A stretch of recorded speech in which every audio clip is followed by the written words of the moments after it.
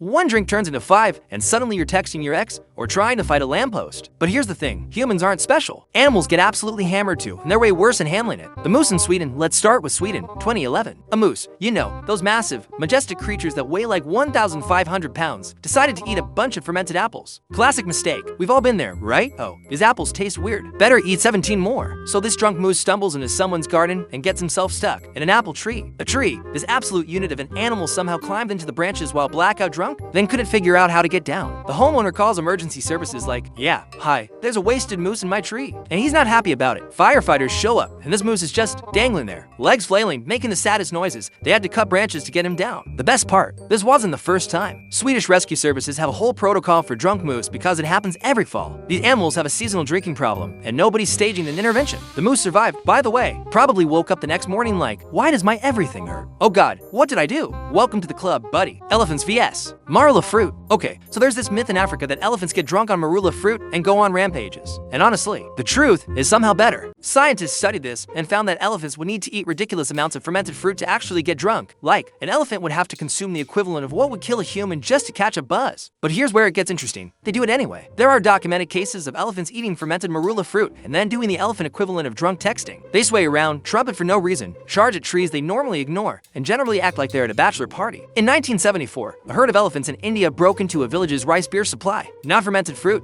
actual beer. They drank 18 liters of the stuff. Then they went on an absolute rampage, destroyed huts, trampled crops, and basically turned the village into their personal mosh pit. One elephant allegedly died from alcohol poisoning, but the kicker, the survivors came back for more. Days later, they remembered where the beer was. That's not a drunk accident. That's a drinking problem with premeditation. Wallabies and the poppy fields, Australia. Of course, it's Australia. Where else would you get drug-addicted wallabies? Tasmania grows opium poppies for the pharmaceutical industry. Totally legal. Medicinal morphine production. But wallabies discovered these fields and decided to make some life choices. These wallabies break into the poppy fields, eat the poppies, get absolutely zooted on opiates, and then start hopping around in circles. They create these patterns in the crops called crop circles. Not aliens, just high wallabies who can't walk straight. A government official literally said, and I quote, "We have a problem with wallabies entering poppy fields, getting high as a kite, and going around in circles." This was in an official report. With a straight face, farmers tried putting up fences. The wallabies jumped them. They tried, making the fields less accessible. The wallabies found a way. These aren't casual users. These are wallabies with a habit. And look, I'm not saying wallabies have better drug dealers than most college students, but these animals figured out pharmaceutical-grade opiates before they figured out to stop eating them. That's commitment. Nobody died in these incidents, but honestly, those wallabies' dignity sure did. Drunk birds crashing into windows. Minnesota, small town called Gilbert, fall of 2018. People start calling emergency services reporting that birds are acting drunk and flying into windows, cars, and basically any solid object. The police chief goes on Facebook, yes, Facebook, to explain that the birds aren't sick. They're just a little intoxicated from eating fermented berries. He actually wrote, the birds are getting a little more tipsy than normal. But here's what makes this story absolutely perfect. It wasn't just a few birds, it was hundreds. Robins, waxwing, just absolutely sloshed, bouncing off buildings like a feathered pinball machine. One woman filmed a robin in her yard that couldn't stand up. It kept trying to walk, falling over, trying again, falling sideways. It looked like me trying to leave the bar at 2 a.m. while maintaining my dignity. Spoiler alert, there was no dignity. Some birds were so drunk they couldn't fly away from cats. Cats, they're natural predators. They just sat there like, you know what? If this is how I go, I've made my peace with it. Wildlife rehabilitators had to set up drunk tanks for birds. That's a real thing. They had rooms where they'd put intoxicated birds until they sobered up. Most of them survived, woke up with terrible hangovers, and probably swore they'd never drink again until next fall, because birds, apparently, never learn. The Verve Monkey Bar raids St. Kitts, Caribbean island, beautiful beaches, tropical paradise. Also home to Verve monkeys who've developed a taste for tourist cocktails. These monkeys figured out that if you wait until tourists are distracted, you can just steal their drinks, margaritas, pina coladas, beer, whatever. They're not picky. But it gets better. Scientists studied these monkeys and found they have the same drinking patterns as humans. Some are teetotalers who won't touch alcohol. Some are social drinkers who have a cocktail with friends. And some are straight-up alcoholics who will fight you for your daiquiri. One monkey became locally famous for specifically targeting drinks with umbrellas in them. He'd run up, grab the drink, remove the umbrella carefully, like he was trying to be classy, then chug it, while making eye contact with the tourists he robbed. Power move. Hotel staff tried everything, covering drinks, keeping monkeys away. Warning tourists, nothing worked. These monkeys have a system. They have scouts. One monkey watches for distraction, signals the others, and they coordinate the heist. There's video of a monkey stealing a beer, taking 3 sips, and then getting in a fight with another monkey over it. The monkey equivalent of a bar brawl. Over Bud Light, nobody died, but several tourists definitely questioned their life choices. The island now warns tourists, do not leave drinks unattended, not because of theft, because of drunk monkeys who turn mixology into a lifestyle. Bees and fermented nectar. Here's something nobody tells you. Bees can get drunk, and when they do, their entire society falls apart like a failed commune. Bees normally drink nectar, but sometimes that nectar ferments in flowers, natural fermentation, just sitting there in the sun. Bees drink it, buzz pun absolutely intended, and then try to return to the hive. But here's where it gets dark. Guard bees at the hive entrance can tell when a bee is drunk, and they don't let them in. They literally block intoxicated bees from entering. If a drunk bee tries to force its way in, the guards attack it. They'll bite off its legs. That's not a metaphor. They will physically dismember drunk bees as punishment. Scientists have filmed this. Drunk bees stumbling around, doing the bee equivalent of I'm fine, I'm totally fine, while sober bees act like bouncers at a club. You're cut off, Steve. Go sleep it off in a flower. Some drunk bees pass out on the ground, others try to fly and just crash repeatedly into the same spot, like they're stuck in a video game glitch. The best part? Scientists found that bees who regularly get drunk have shorter lifespans and contribute less to the hive. So basically, bees have alcoholism with measurable socioeconomic consequences. Nobody died in any specific incident, but statistically, yeah, drunk bees die more. Nature's way of saying, maybe lay off the fermented nectar. Gerald, reindeer, and magic mushrooms, Siberia, land of ice, vodka, and apparently, reindeer who discovered psychedelics before humans did. Reindeer actively seek out Amanita muscaria mushrooms. You know, those red mushrooms with white spots from Super Mario. Yeah, those are hallucinogenic, and reindeer love them. These animals will ignore regular food to dig through snow to find these mushrooms. They're not accidentally eating them, they're seeking them out like they're Whole Foods shopping. After eating the mushrooms, reindeer start acting weird. They make strange noises, run around aimlessly, shake their heads, act skittish and paranoid. Basically, they're tripping. Here's the wildest part. Siberian shamans noticed this. They'd watch which mushrooms the reindeer ate, then eat those same mushrooms themselves. Reindeer were literally drug dealers for ancient humans. But it gets weirder. Reindeer will drink human urine if that human has consumed these mushrooms, because the psychoactive compounds pass through unchanged. So, you have reindeer following humans around, waiting for them to pee, so they can get high secondhand. That's not dignified. That's not majestic wildlife. That's a reindeer with a substance abuse problem using humans as a middleman. Some researchers think this is where the flying reindeer mythology came from. Shamans eating mushrooms, having visions of flying reindeer, because the actual reindeer were already high. No, deaths recorded, but honestly, their reputation never recovered. Bohemian Waxwing's death by Barry. Let's end on a dark note, because this is where animal drinking gets genuinely tragic. Bohemian Waxwings are beautiful birds. They migrate in huge flocks. They're social, they're musical, they're also absolutely terrible at knowing when to stop drinking. Every year, these birds gorge themselves on fermented rowan berries, and unlike the other stories, where animals get drunk and do stupid things but survive, these birds actually die in significant numbers. Vienna, 2006, dozens of waxwings found dead on the streets. Cause of death: drunk flying. They ate fermented berries, tried to fly, smashed into windows and buildings, and died from the impact. But here's the thing that makes it worse. They had so much alcohol in their systems that they were legally over the limit. If these birds could drive, they have lost their licenses. This happens regularly. UK, 2018, veterinary clinic flooded with drunk waxwings that had crashed into things. Some survived, many didn't. The vet described them as intoxicated to the point of being unable to function. Scientists studied their liver enzymes and found that waxwings metabolize alcohol differently than other birds. They get drunk faster, stay drunk longer. Essentially, they're lightweights who keep drinking like they're not. It's the animal kingdom equivalent of someone who can't handle their liquor insisting on doing shots. The tragic part, they do this every single migration. They never learn. Evolution hasn't fixed this. These birds just keep getting hammered and dying year after year because fermented berries are apparently worth it. So there you have it. 8 stories proving that humans are the only species that makes terrible decisions under the influence. If you enjoyed watching me roast the animal kingdom, hit that subscribe button and like this video,